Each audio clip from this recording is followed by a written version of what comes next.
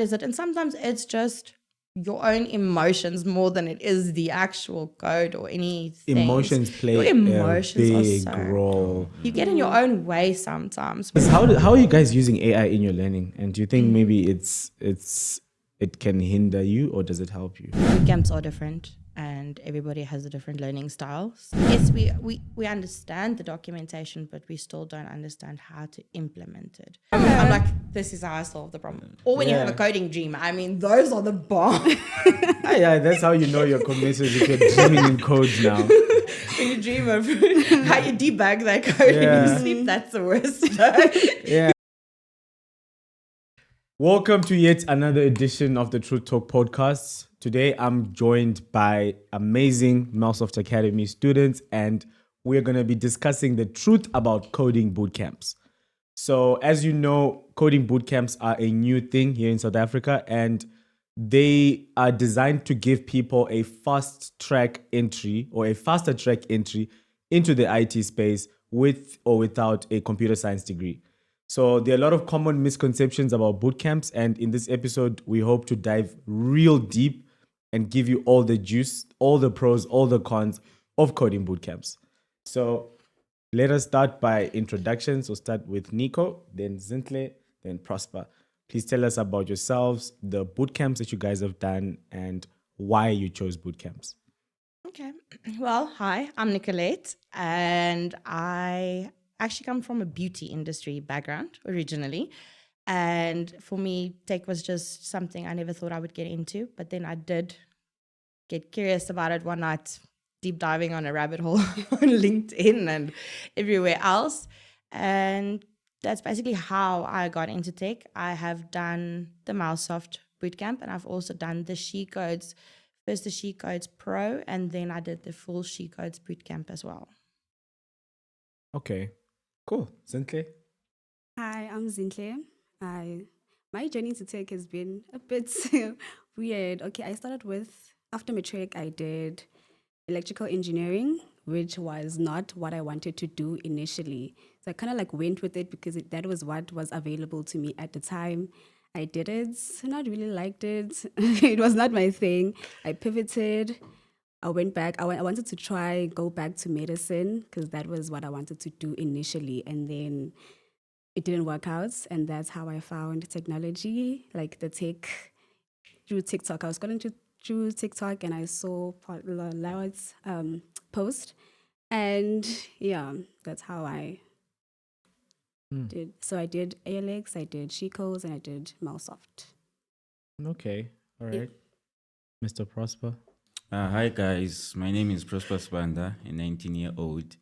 So background of me, last year I was doing A-level Cambridge, studying computer science and pure mathematics. Well, I haven't actually attended a bootcamp before. This was my first bootcamp at Melsoft. So for me to actually get into bootcamps, it was because of I wanted like hands-on practice. I didn't like theory like what was offered in most colleges and universities, and I didn't want to waste 4 years of my time. Okay, interesting. Thank you so Waste much. 4 years. Yeah, no, I do. You picked I up get on the what you're waste. saying. Yeah, because I always have that regret of, oh my goodness, I should have never gone to university. What a waste of time. Yeah. I should have done a boot camp, you know, and got sooner into the tech space, into the working space. Makes sense. We all have different things. I think we all went to university just because everyone always told us you have to go to university. I think that's also kind of our most biggest motivation every time, to straight run to universities instead of looking for alternative to what we want to get to at the end of the day. Yeah. And Zinhle, as someone who studied, you said you studied where? At a TVET college, SWGC. Okay. Yeah. And what do you think the difference between TVET colleges and boot camps are? Where are the differences? Okay, I'll speak on regarding electrical engineering because that's what I did. I'd say TVET colleges offer practicals, like a lot of practicals and theory, whereas university offering the same thing. They just focus more on theory, not so much on practicals. And I feel like that's where they gel like the bootcamp and the TVETs because they offer practicals more than theory, I would say. So it's a sort of like a balanced situation. Yeah. What's a TVET? For someone who doesn't know what a TVET college is. It's a technical vocational education training. Basically, it's what the acronyms is for.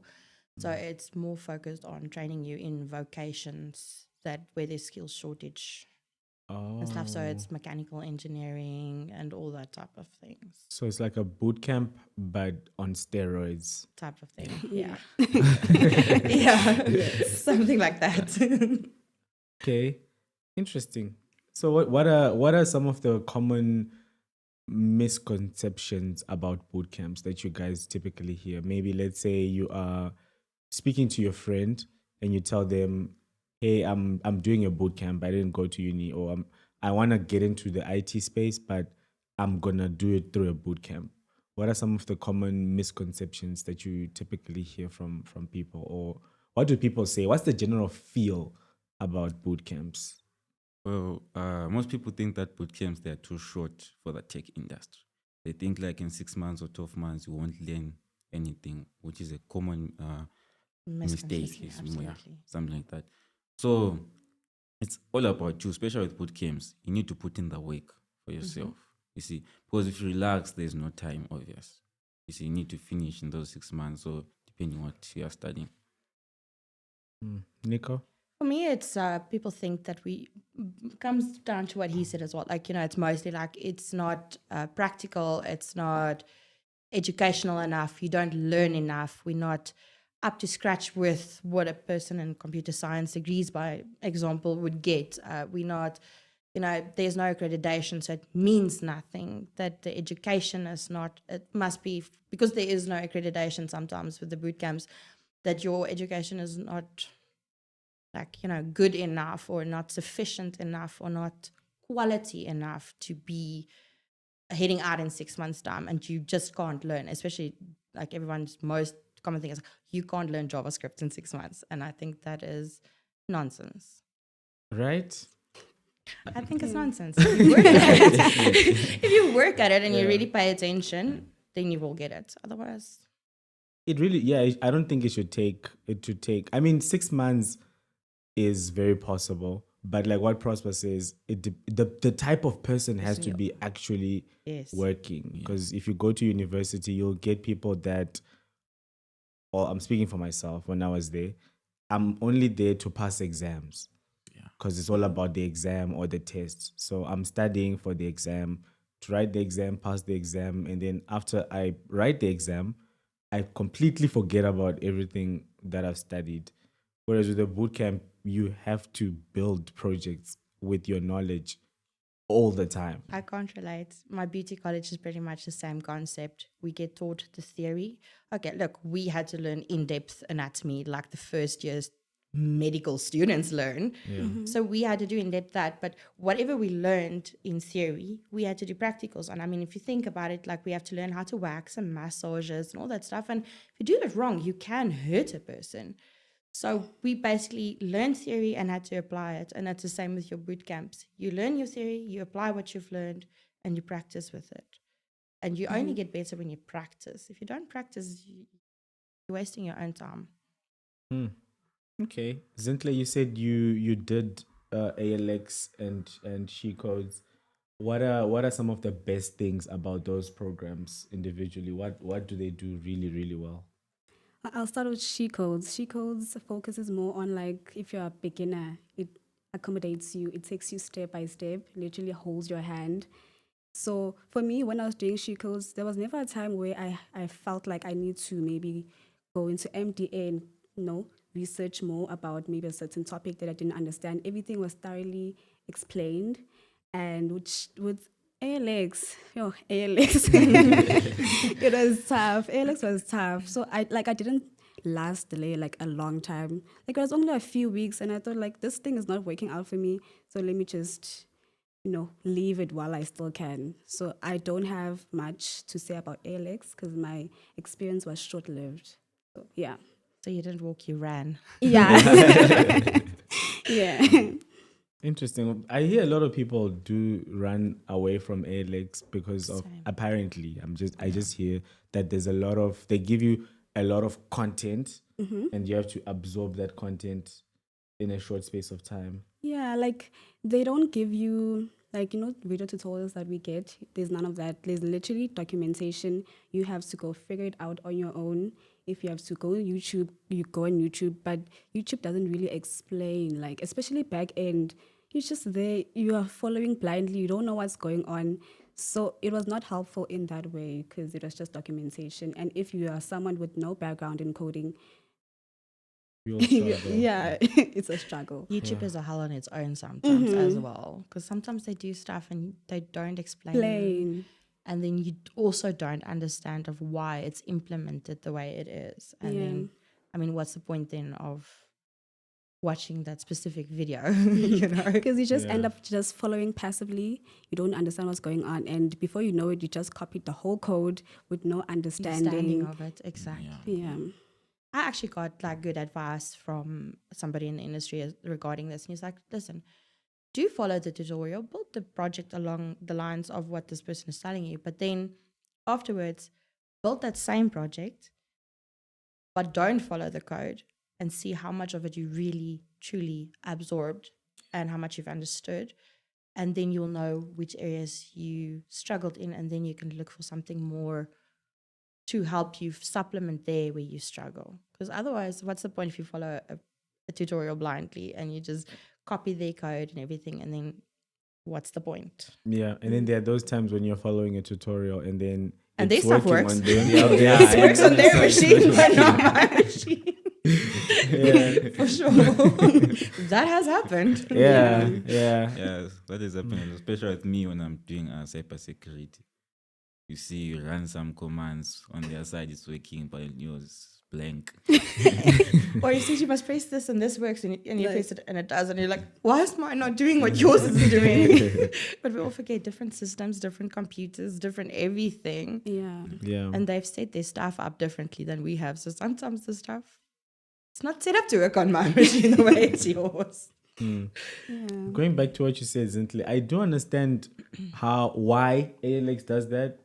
Also because some of the execs at ALX are my friends. So guys, I mean, but I get why. I think the thinking behind it is if we give you videos and we teach you how to learn using videos, when you start being a dev, you're going to be exposed to documentation because you work with documentation 24/7 as a dev. So if you get used and get addicted to learning by videos, you're gonna be crippled, really. So I guess that's why they do it. Although maybe some people will say, I think they're just being lazy to create good content. Yeah. I think some people may feel like that. But also we learn differently. So someone else may learn better with documentation, while some people, it's not working out for them. So they just need maybe an overview of what they are going into, and then maybe when they're going to documentation, now they have insight. It's okay, this is about this. So you go into that mindset, you're prepared, and not just, find yourself there, you don't know what's going on. So you're in the deep end and you must just swim and find your way, or drown, that type of thing. It's hectic, but I get the understanding and the reasoning.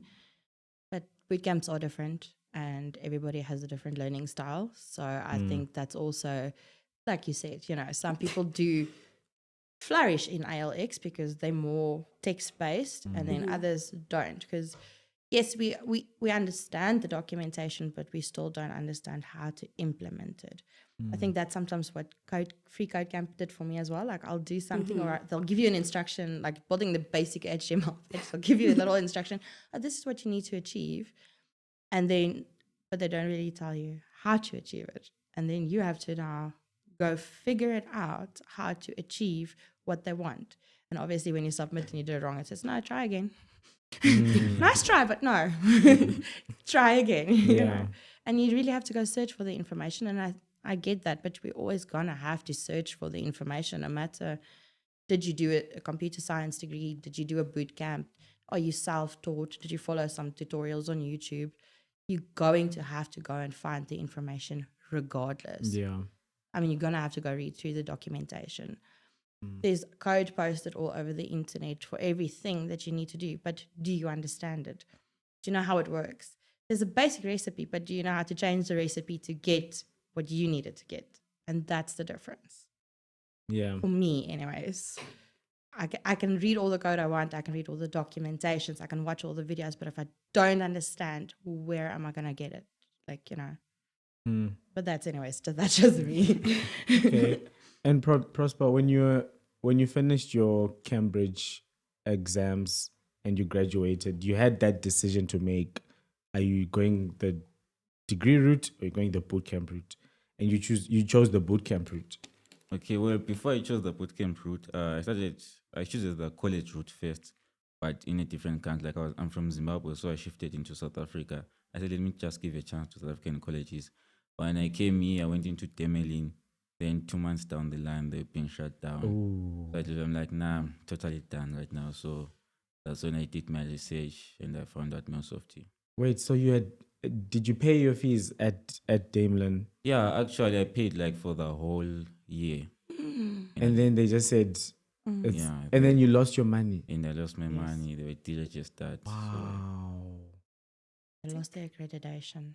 Wow. That's crazy. How does So that you're- happen though? How do you just lose the accreditation? They don't comply. They falsely say they have accreditation. There's many things. There's many speculations we can have about it. I just know because one of my friends is doing like a, I think, accounting course or something through them. And she was actually saying like she was actually worried that her course was going to be affected by this accreditation thing that happened. So that's the only reason I'm aware of it. Wow. Okay. And then you're studying IT there. Yeah, I was studying IT, diploma in IT. So then you okay, so for what when your parents said, or when you told them that, guys, my school is closed, I'm sorry, I need to look for another school, how did they take that? Well, they didn't take it. At first, they didn't take it nicely because I spent like the whole of March doing nothing. I was just sitting, still doing also my research, and my parents, they also planning what to do, doing their research on their side. Then actually, my aunt was the one who came up with the idea to attend Melsoft.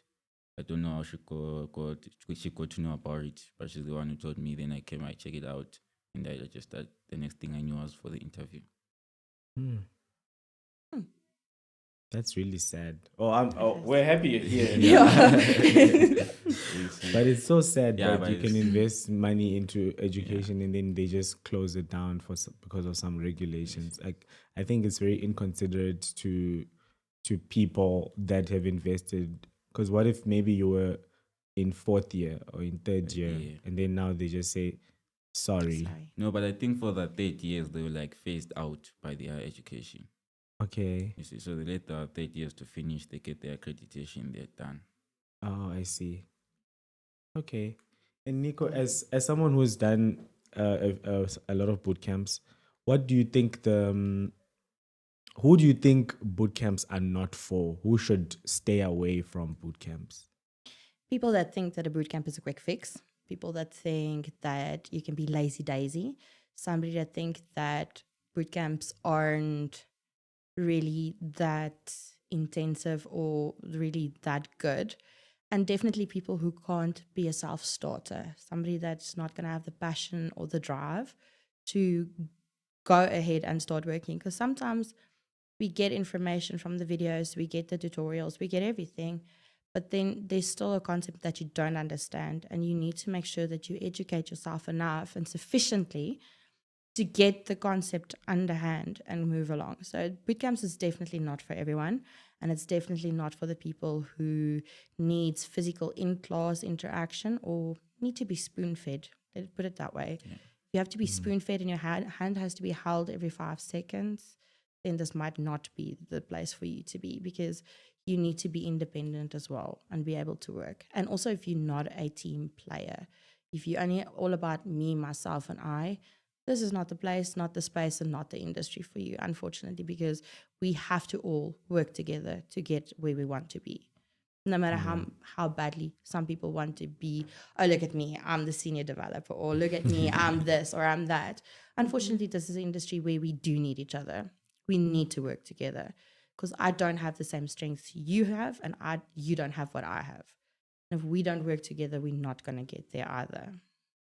Some people think that being a software developer means I can just have my computer, go and sit in a garage or something with my headphones. I don't have to talk to anyone. Just building my code. Just be a little emo grunge person sitting in your little corner minding your own business. No, it's not what a software And also developer is to add, about. it's also not for people who like just want to finish or just want to like pass. You should take your time. Yes. Like you see Nigel, the one in our bootcamp. Yeah. I think he's talking about 12 months right now because he took his time to actually understand what he's doing, not just rushing to finish the bootcamp. So if you just stay just to rush to finish the bootcamp, then Then it's you're also wasting not your for time you. as well. I agree. Nigel is a G. Yeah, Nigel is teaching. Yeah. I must say, Nigel is awesome. Yeah. I've had good experience with him, and it's only recently that I was made aware of Nigel. But he's been helpful and very friendly. And if he literally he knows I'm struggling with something, he'll go like, "Hey, have you succeeded? Can I help you? Can we jump on a call? Where are you struggling with? What are you, that type of thing." So he's actually really very helpful, a team player. Yeah. And he is there to help his fellow students as well, and not just look out for himself. So I must say, Nigel is a G for sure.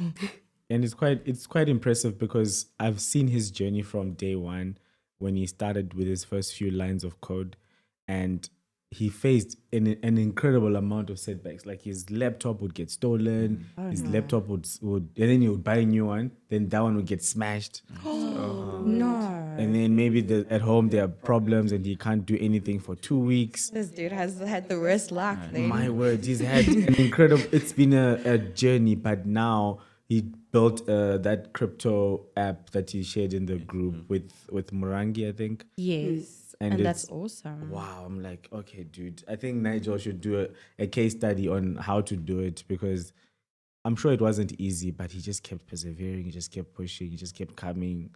And look at him now. Everyone's talking about him now. Yeah. Exactly. Yeah. So Zinhle, you said that, in the spirit of teamwork, can you share some horror stories of pair projects? Don't go there. Oh my word. Okay, horror stories. I don't think I have like a horror story, but it's been challenging, especially because most of the time I feel like I'm the one who cares more about this project. Then I have to like make sure everything is running, go over everyone's work, just make sure like everything is together, because people at the last minute they'll tap out. So you know what, I'm done. You will see to finish how you submit and everything. So I've definitely felt like I have to be more invested into this. But I'd say, like, honestly, I have learned from everyone that I've worked with. I've learned something from them, whether it's personal or regarding like tech. I've learned something from each and every one of them. Absolutely. Yeah. Because Wait, do you want to say? Go. I haven't had a horror story that's like, no, I haven't had You're one, lucky, like- you're blessed. You're very lucky. Can't relate. You can't relate. Can't Do relate. you have some? Yeah, so I'm originally from the last year September cohort. We were supposed to finish this year March, but I had just before the end of March, I had actually switched over to part-time just so that I can also slow down the pace a bit, just to cement in most of my most basic foundations, especially JavaScript. If you rush through it a bit too quickly, because obviously we all have a deadline of when a project needs to be done and everything, but sometimes you do too much, or you watch too much of the course content too fast, because you mass consume too much sometimes. And so I felt like, just in case I've maybe missed something, I went back. But with the peer projects that we done last year, there were very many times where the other students didn't show up to do their part of the peer projects. Same as you, like, I feel I care too much. I have been told that I talk too much, like I care too much. Because I'll be like, you do this, you do this, you do this. And then it's like, why don't you just take over there? I'm like, no, I don't want to be in charge. I don't want to do the presentation. I don't want to do this. I'm just asking everybody, because I've already done my part of the code. I'm now waiting on you all. We are due on Tuesday to do a presentation, and I don't know where you all are at. And then, like, Monday night at 9 o'clock. Oh no, I'm not done, but I'm not, and then you have to be like, okay, submit your code so far so we can see where we can finish it so we can get done. So no, I have had, unfortunately to say, I've had problems with the peer projects, and there was one or two specific people that was very much, I would say it was more about me, myself, and I instead of the team. They didn't get the memo that there's no I in team. And so that's unfortunate. That was very unfortunate. It at least didn't dampen my bootcamp experience. It didn't take away from my overall experience, and it didn't take away from the rest of everybody else that was still there. That much I can say. So, but there was one or two people that did give me some horror stories of peer projects. Yeah, I can imagine. I'm learning that to be successful in a boot camp, you need to be very team focused and team oriented, not just I'm just here. I just want to finish on my own. I don't care about others. Yeah. Do you have good experiences on peer projects or peer to peer code reviews? Yeah, I have good experiences. The only paid experience I can mention is when it comes to presentation of the code. Most people I've worked with, they can present the interfaces and stuff, but it's now to explain the code. They're like, no, you should explain it. But they understand, but they just cannot present it because they're the ones who wrote the code, who wrote it together. So, Nico? I've had very good peer experiences and peer-to-peer reviews and all that stuff. So I really can't say that. Like I said, not all my experiences has been bad. It was just the one or two little bad apples that was around. But no, I've really had really good experiences, enjoyed it. I love working with Corley and Alexis and all those people. Like I really had good experiences working with them and had fun. Alexis always brings something different. Like she was like, one project she wanted to do, like, let's add music when the page loads. There's music playing, stuff like that. Stuff I would never have thought of adding to the page for an extra interactive feature onto the page. Stuff like that. So now I've really had good experiences as well. Can't make it all bad. And definitely not disqualify everyone because of one individual or one bad project where everybody couldn't agree or something, Yeah. I think people sleep on that, on peer projects, because if you look at one of the most successful boot camps within code, literally they don't have any mentors. They don't have, it's just they take you, they put you in together, and then they give you course content, and then they say, start coding. And you have to do peer-to-peer learning. You're learning from each other. 42 does the same. Which one? 42. 42. Yeah, they do the same. They have a place set up where everybody can go code and everything, but it's also peer-to-peer. You help yourself, you help your friends, you help your colleagues, you help everybody. It's not just, me watching a video, getting told what to do type of situation. So no, 42 is the same. And I think that's also a very different experience. And that works for some, doesn't work for everyone again. Yeah, it doesn't work for everyone. Yeah. You want to say something? no, not yet. Okay. Yeah.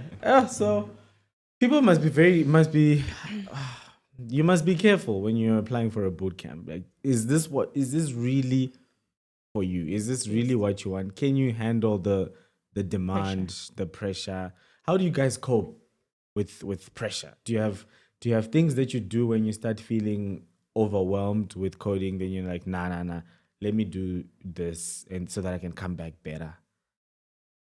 I'd say prayer, God. Okay. Yeah. When I'm feeling like too much like into it, like, okay, this is not me, it's not working out. Please help me. Please show me the way. And he calms me down. He's like, okay, take it step by step. Where is the problem? And then I'm feeling more calm. Like, I don't know how to explain it. It just brings up calmness. And it's just like, okay, let's do this one more time.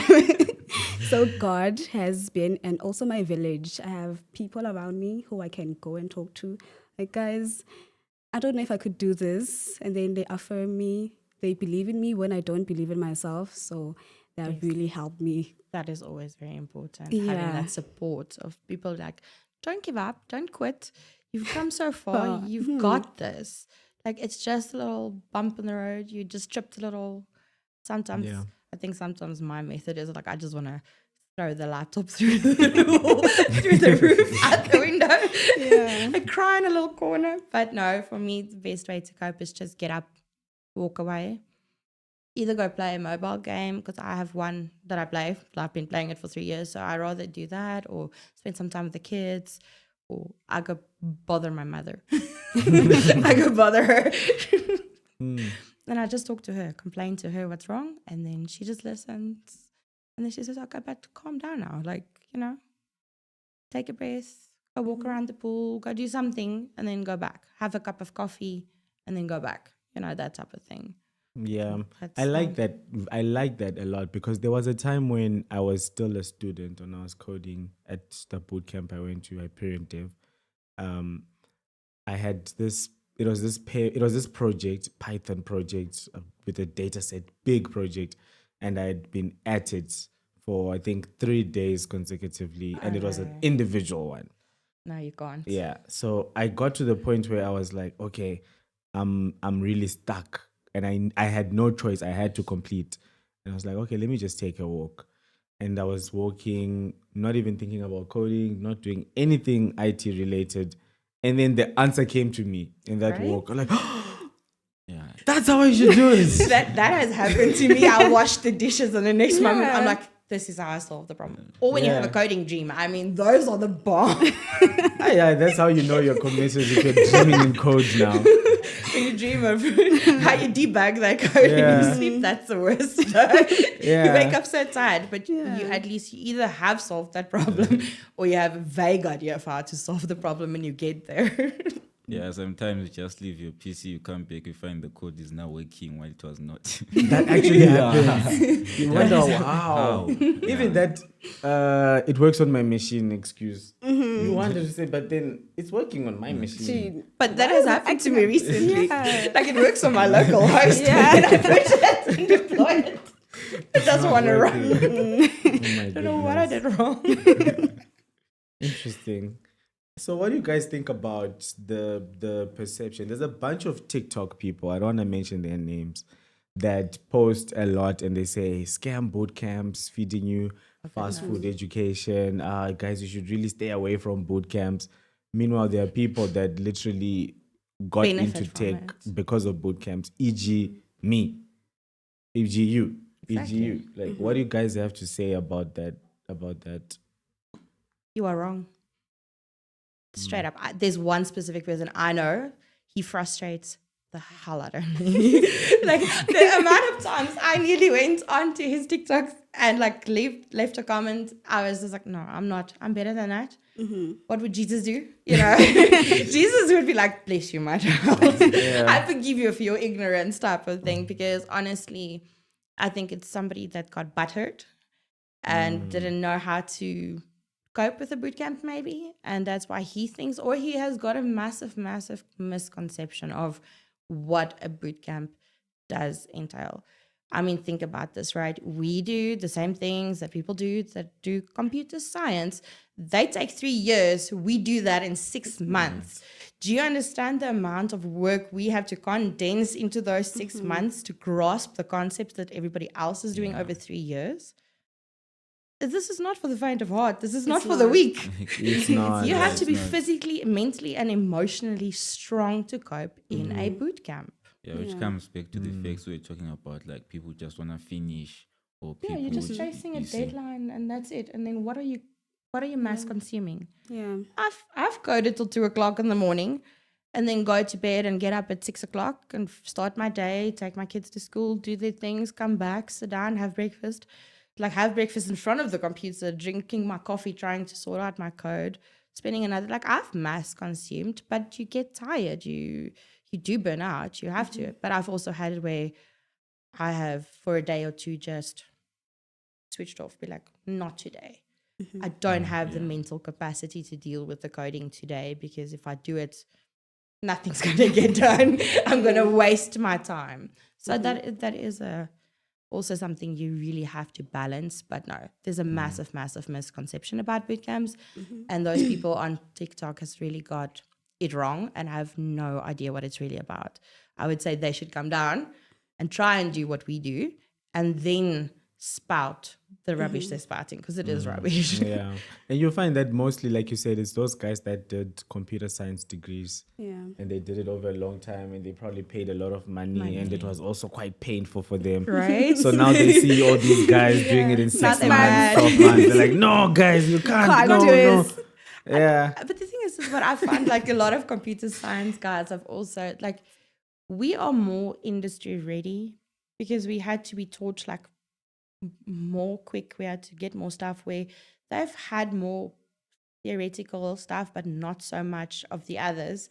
So what they've learned in theory, they still need to learn a balance and get to there where we are, where we more hit the ground running. We can join the industry. But I think they still have to catch up to our level in certain aspects. They're not already. I have literally seen so many guys that have come out of computer science degrees that they on YouTube and they're doing their tutorials, whatever, and they all said, listen, guys, I've done my computer science degree and I was not job ready. I had to then do a boot camp to get job ready. Yeah. You know, so then Yeah, trust Which me, one to because I've choose? done computer science at Cambridge. Whether it was not a degree, it was A level.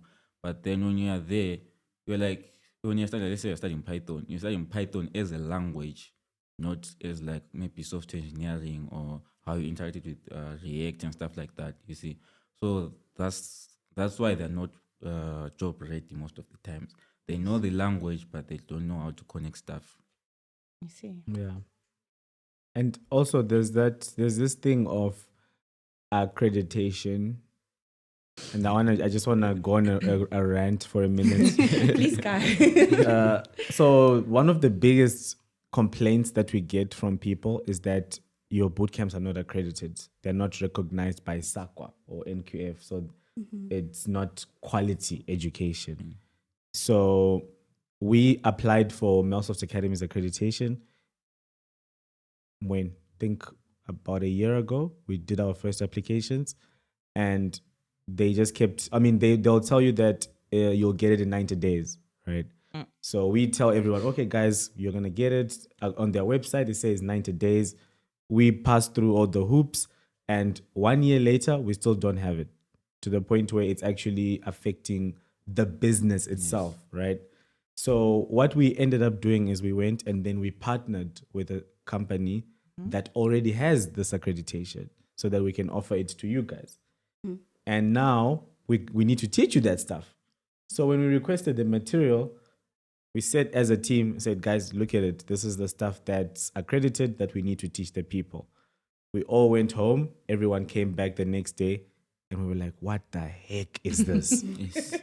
What the heck? Is this what we need to teach people?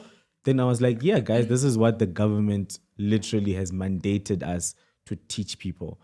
And then we were like, so who's going to get a job then if we only teach them this? Yes, yeah. Because if you see the stuff that's there, there's not much really that if someone came to me with the certification and said, this is what I studied, can I please get a job as a junior or as an intern? And do what? and do what? So I think the frustration is there, but Melsoft Academy, what we are doing is that we have to combine the two and merge the two. Because if we just said, okay, guys, take this NQF5, I promise you, you will be at home after. We will be wasting our own time. Yeah. And then Melsoft will be getting rich, I guess. But then our students will just, be chilling at home. Get rich quick scheme, I mean. So now that's a get rich quick. Let me put my finger into that one. Let me stick it in there. Right. While we're on this topic of accreditation. Now The that's a get get rich quick scheme. Offering accredited stuff, now that's get rich quick, because you just give people pieces of paper, right, guys. This is, workbooks, but no job guarantee, no job preparation, nothing. But it's across board, hey? It's not just for any one specific industry. It's across board. I mean, my cousin is doing his mechanical engineering stuff, and he also had where they get the coursework, but there's no instructors telling them how to do anything or giving them the practical guidance of how to do something. And that's ridiculous. I mean, we all need somebody to give you at least that guidance to say, listen, this is how it's done, this is what it's done, whatever. Because I mean, a lot of the computer science degrees, and with Matt from She Code specifically, let's use him as a good example as well. He will tell you, listen, guys, I've been working in the industry for 10 years and I've never used this concept, or I've never used that concept. I'll show you how it works. I'll tell you about it. I'll give you the theory about it. If you want to read more about it, he gives you links to the documentation. So he equips you to know it. But he's like, I'm not going to spend time teaching something that you not really going to work on. And I think that's something we all kind of enjoy from the boot camps, is we getting taught practical stuff that we actually going to use in everyday stuff, and not useless information, if I can This call is it that. theory. You know, like you're just getting dumped on with more theory Yeah. and you never use it. I mean, what's the point? Yeah, and also when you're attending boot camps, don't come with the mindset of accreditation, because Right? you should be building your online presence and portfolio, and also maybe networking. You see, that's how you get chances. Like me yesterday at the AWS Summit, I got a lot of chances. I met people. Yes. You Tell see. us more in detail. How did the AWS Summit go for you? How was Well, it? for me, it went well because I even met a guy called from End Cloud. So he has promised me about 3 projects that I'm gonna start working on this Monday. So which is a start for me, even if it's not a job, but at least the project, and they're paid projects. So Hey, gonna that's kick off that's me. good. That gets you out there. It gets you noticed. So that's Yeah. really, really good. And it goes to the point of what you always say, network. Talk to Yeah, people, get yeah. to know people. You don't know who you're standing next to. I've stood next to people yesterday many a times, having a conversation with them, random stuff, not even industry related stuff. But I know I've met them. I know who they are. I can go look at them and connect with them and be like, hey, do you remember this? And actually have something in the end of it. Doesn't always have to lead to a job, doesn't always have to lead to something, but at least if you have that connection, you know of someone, and you can always go and make it a formal connection, and always go make something out of that. You don't always have to use all your connections, but it's always valuable to have. You never know when you need them. Exactly. Yeah. Zinhle, on your side, how was the summit for you? Did you get some? Did you learn something? Did you meet new people? How was it? I learned a lot, especially generative AI. I feel like that's where medicine mostly is going into. So that's my interest. I feel like it will help a lot, especially in cancer patients. I feel like it will help. And I've met people. I did meet people, but I didn't do a lot of, gelling in, because with my personality, it's very hard for me to talk to people. So I kind of like have to sort of get comfortable first, and then I can just go up to you and say hi. So for me to even get there, it's very hard for me. Yeah, but I'm learning. Melsoft actually teaches me to talk more. That's what I was about to say. Microsoft forces you out of that comfort zone, because you have to does. present your code, you have to talk to everybody, and, Yeah. and all the meetings we have to attend, and all the conferences and all the events and all the nice stuff. It forces you out of your comfort zone, Yeah. and forces you to pop out of that bubble of yours where you just want to be a little hermit, sit in your corner with the, like you said earlier, with the headset on and coding in your little corner, Nah, it doesn't work like that at all. You know that story? There was that guy who started the Silk Road, the biggest illegal Yeah. website on the dark On the web. dark web. So he was on his own, and apparently he coded it from scratch on his own, and it became the biggest website to buy drugs, buy alcohol, buy guns, passports, everything. And it worked. Can't help but admire the guy in a way. Like what he have achieved was great, but what he had done with what he had achieved, not so Exactly. much. I mean, he pulled it off, but the website had bug after bug. I mean, you can imagine if it has 1 million users and it's custom coded from scratch by one person, it's going to have so many bugs. But he still made it. Right now he's in jail. Someone's Yeah, he made it to wife jail. now. One way to get At to what jail. cost? But it was the same thing. Like one of the guys was saying during the Capitec presentation that they were talking about. He says, like, you have to check your code somewhere, because sometimes you're expecting 10,000 files, but only 100 files come through. You need to stop the pipeline and be like, guys, something's wrong somewhere, check the stuff. And so, as you said, like you custom coded this thing, you expected this kind of traffic, and it exceeds the kind of traffic, and your code is not up to scratch for that. it's gonna have bugs. I've had Swedish websites that I've looked at where like you try and submit a form and then there's code running across the form because there's something wrong with their code. And like my sister's always like, have you seen this? I'm like, yes. And then I email them and I'm like, hey, I don't know if you noticed, but there's a bug in your code. Interesting. So when it comes to mentorship and how boot camps provide access to a wide range of people, for example, at Melsoft, we invite guest speakers at webinars, at events, and then you also have access to me. I'm also quite accessible. How do you feel mentorship has impacted your career in tech? Zinhle. We're looking to you, man. Mentorship has been a game changer for me. It has really helped a lot because then you have people who are just on standby, ready to help you whenever you need help. They're not there to help you. Like they're there to guide you, but they won't give you like solution because, oh, this is must do. They just guide you along. It's okay.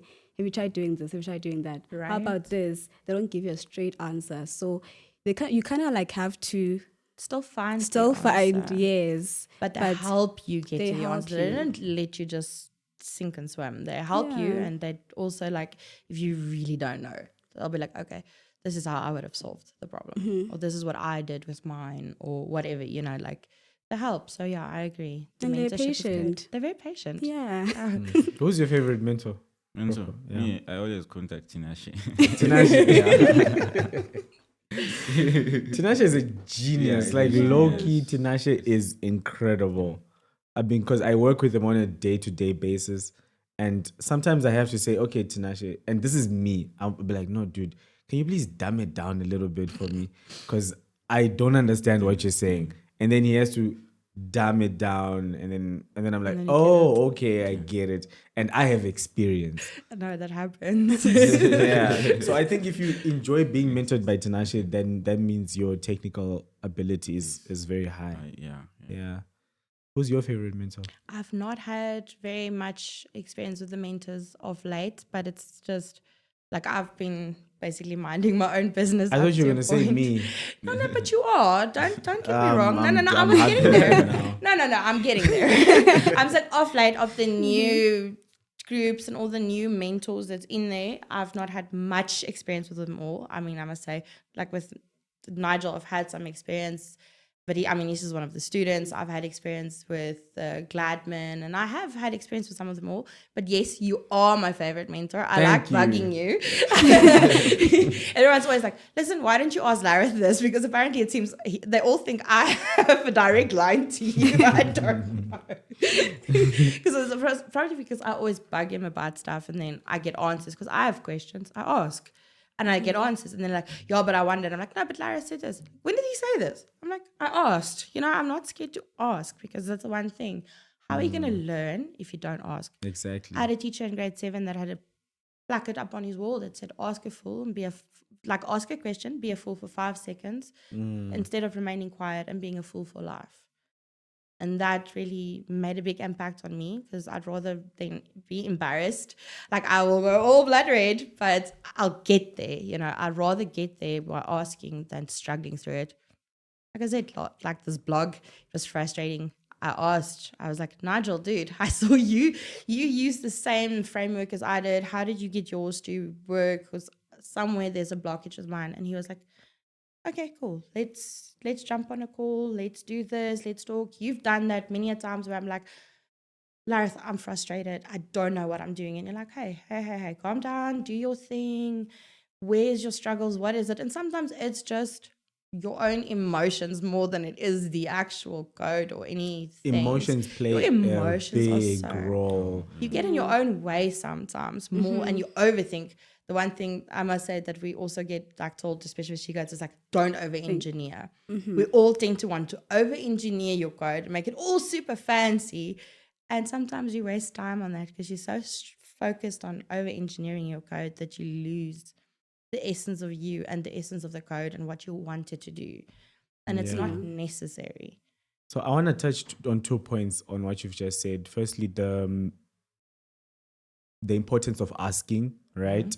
Because as you guys come into a bootcamp, you're essentially junior developers because you get to build projects in teams and you have a mentor that can help you, right? So that's two juniors and one senior simulation.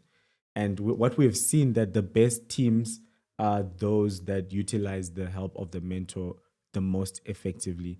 And that doesn't necessarily mean you always have to check in and say, hey, help me with this. Hey, help me with this. But there are certain situations where you being stuck, the best way to solve that problem is to ask. And then you get students that will be like, no, you know what? I just want to fix it on my own. I'll do everything on my own. You ask them, is everything okay? Are you coping? Yes. And they're like, yeah, all good. Then come demo day, my workbench is not installed, or this or this or this. So it's very important to ask. And then the second part was on, forgot, Over engineering. over engineering, developing. Yes. I forgot. I'm a human being. Of course. And it's No Friday. AI here. Yeah. Speaking Like about Chip AI, said. how are you guys using AI in your learning? And do you think maybe it can hinder you or does it help you? Hinder. Hinder. You can become too dependent on the AI and not want to do your own work, do your own research, and do your own coding. Because a lot of people do rely, especially let's take ChatGPT as a very good example. A lot of people rely too heavily on ChatGPT to write the code, do their projects, and do their stuff. And if you don't, like, I will sometimes ask ChatGPT, listen, this is a project I need to do. Just give me a breakdown of how to approach it. Don't write my code for me. Just give me a breakdown of what I need and the kind of functions I need, that type of thing. So then I know of where to start in my code. And then I can write what I can write, do what I need to do, and where I then struggle to incorporate the code or do something, I know, okay, let me go find where this problem is, and then I solve it. And if I can't, I reach out. Listen, this is my code. I don't know what's going wrong. Because literally sometimes we just swapped a function. We called the function outside of the function type of things. We always make some mistakes. We are human. We are not AI. We are not supercomputers. We're not quantum. We're not there yet. But we do have to not rely on AI too much. Yeah. Definitely not. And do you guys have pros of AI in your learning journey? Because what you mentioned, Nico, is very, very legit. I see a lot of people over rely on it too much. But you guys have positive experiences of using AI to learn outside of ChatGPT even. Well, I've created an AI poem generator using AI. So, that's something fun and interesting. And yeah, you do learn a lot from AI. I don't know about you. Like, I've learned a lot. It does help, especially to revise your code sometimes. Yeah. Especially when your code fails. And you're just like, let me just see what I can find. You've exhausted all your resources and you don't always want to bother a mentor. I'm honest. Like, we sometimes do feel we bother you guys too much. And we want to at least try to fix our problems ourselves before we come to you.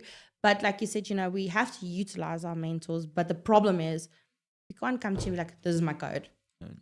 We have to come to you, be like, listen, I've done this with my code. This is what I'm trying to achieve. This is what it's doing. It's not working. Do you have a workaround? Do you have a suggestion? Do you have a solution? Do you have a different approach to this? Maybe because sometimes I might be implementing something and it's redundant or it's stupid or it's not really necessary. And you're like, why are you over engineering this? Like, you overthinking this. Yeah. Sometimes the most simplistic code is the easiest. I'm not saying do spaghetti code, but sometimes The simpler the code, the better actually. cleaner the code, Yeah. the better. Absolutely. Absolutely. Zinhle, how do you see coding boot camps, or how do you see yourself in the next 5 years? The next 5 years, hopefully I'll be like maybe mid-senior level. I would have grown so much, but I'm looking to own a startup, start something. Same. Yeah. Same. I don't know yet, but I think I do have that leadership qualities in me, and I think I have the mind for it. It's just now seeing the gap. Where can I, see something that's okay, there's a lack in here, and, go for that. So that's what I think I'll be doing in the future, in the next At few least you'll be years. better equipped. Yeah. At least you wouldn't be one of those bosses that just started something and have no clue what it's about. Like you get people who buy a beauty salon and just run a salon, but they don't know anything about the industry and they just want to get rich quick. Yeah. Yeah, it did You know? affect me also when I started, because there was a time when we would get a client for, let's say, an Angular project. Actually, there's a golf project, Angular based, and I didn't know Angular at all. So I took on the project because, of course, you have to take everything that comes your way, especially in the first year. No, you I don't have to, recommend that. otherwise. I recommend, because there's this thing of it's your first year, you have no experience, and here's an opportunity, and then you're like, nah, I'll pass. I'll wait for the next one. You don't know when that next one's gonna come, and the first one, I always say to people, whatever the first offer you get, just take it. All you need right now is experience. It's probably gonna be bad. It's going to be a bad experience, but it's going to be probably an gonna be bad, experience. but you're gonna learn a lot. So True. I messed up that project. Ooh, messed it up. But then I learned, oh, okay, this is how you actually hire technical talent. When you have something that you don't understand, you need a senior level project manager. You can't just get devs on their own, right? I learned so much. So, and then by the time I applied into other projects, the successes started to come, right? Yes. So I do agree with what you're saying. You do need to know what you're doing, otherwise, yeah, no. But sometimes you just have to Wing it. just have to Take a chance. Just wing it. Google it. Risk. Yeah. yeah. Okay, so we're about to come to an end. 1 hour flew by. I don't even know how that hour went. Wow. And I'm gonna ask you guys all the same question, and then you guys should just answer in your own words. I'm gonna start this, and then end up with you, Nico. And Nico, we close, right? The question is that for the person that's considering a coding bootcamp, what is the key thing that they need to consider before making the leap? Just thing. one key thing. Well, first of all, what do you want to achieve? So do your proper research. Okay, I want to achieve this. Then what kind of steps do I need to take to get there before you actually join the bootcamp or whatever? Yeah, so key steps. Okay. Identify your goal. Okay, my goal. No. I mean, Oh, identify your goal before you start, so Yeah, that yeah, you yeah, know how to navigate. great. Okay. All right, cool. Zinhle? Well, for me, I would think that you have to have a passion for learning because it's a continuous learning, Industry. industry. Sure. So if you think that you're going to study for 6 months and then that's it, then you are solely mistaken. It goes deeper than that. You have to like constantly upskill. If there's a certificate in this, go for it, do it. There's AI now. You don't know AI. How about you learn? So you need to have that thing in you that constantly wants to learn, constantly wants to grow, and that's how you'll succeed. And also your why. You have to have a why. You can't just go in there blindly. You have to have a why because that's what will motivate you. When the going gets tough, you need to know, why did I do this? Why? So Especially if when your your why brain is, fails. is shaky, it's not going to be any of beneficial to you. True. True. Yeah. Okay. And then you, Nico? Honestly, I am pretty much definitely on both their levels. That's very much the same thing I would have said. And also that you can't learn absolutely everything. You're never going to know everything. You can't chase every single language and framework and everything. Decide which you want to specialize in and focus on that and rather be the best in that framework and that learning language and that stuff instead of, oh yeah, I have Python, I have JavaScript, I have Ruby on Rails, I have all these things, but are you really good at it? Are you really knowledgeable about it? Or do you just know how to implement it? Do you know how to use it? Like, Especially when you're just starting out. exactly. So especially when you're very, very new in the boot camps, decide which is your best ones, do your research, make sure about the college, and if it matches with your values, align up with what you want out of it and all that stuff. Because for me, Melsoft was definitely about the community support and all that type of thing. and knowing that I have access to mentors if I need it. That was, for me, the main factor for that. All right. Thank you so much, guys, for coming. Thank you for sharing and being honest and being truthful about boot camps. I think for anyone who's listening to this now, you know the kind of person that you need to be. You know you need to work. It's not an exam thing where you just write exams. You have to work for the whole duration. And You have definitely to. not going to cram for something. You can't cram. You can't cram like you would for an Yeah. exam. You can't memorize code. I mean, right now we as seniors, we are building that AI bot that automatically calls you. We have to Google like all the time. We have to Google. So you will never know everything, but if you keep learning continuously, like what you said, you're gonna be fine. And yeah, thank you so much, guys. I think this was a very fruitful chat. It was, thank you. And I hope it helps you, whoever is listening. And that's the end of the show today. We'll see you on the next episode. And always remember that the truth will always set you free. Goodbye.